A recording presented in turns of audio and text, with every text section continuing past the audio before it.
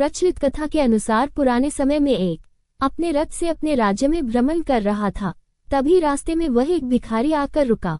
राजा रथ से उतरे और भिखारी से कहा कि आप मुझे भीख में थोड़ा सा अनाज दे दें।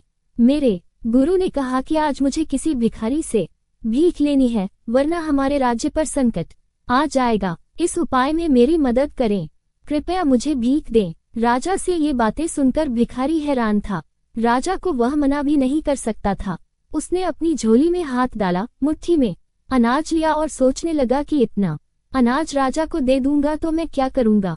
ये अनाज तो मेरा है, मुझे राजा को ज्यादा अनाज नहीं देना चाहिए। उसने मुट्ठी में से कुछ अनाज झोली में ही छोड़ दिया और थोड़ा सा राजा को दे दिया। राजा ने अनाज लिया और अपने मंत्री को दे दिया। राजा के मंत्री ने अनाज के बराबर वजन की एक पोटली भिखारी को दे दी और कहा कि इसे घर जाकर देखना। भिखारी ने घर पहुंचकर पूरी बात पत्नी को बताई। पत्नी ने झोली में से पोटली निकली और खोली तो उसमें सोने के सिक्के थे। ये देखकर दोनों समझ गए कि राजा ने भीख में दिए अनाज के बराबर सिक्के दिए हैं।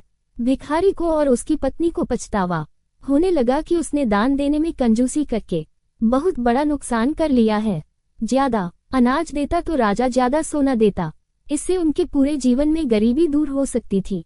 प्रसंग की सीख। इस प्रसंग की सीख यही है कि हमें कभी दान देते समय कंजूसी नहीं करनी चाहिए। इस पुण्य कर्म का कई गुना फल मिलता है। जरूरतमंद लोगों की अपने सामर्थ्य के अनुसार मदद जरूर करनी चाहिए।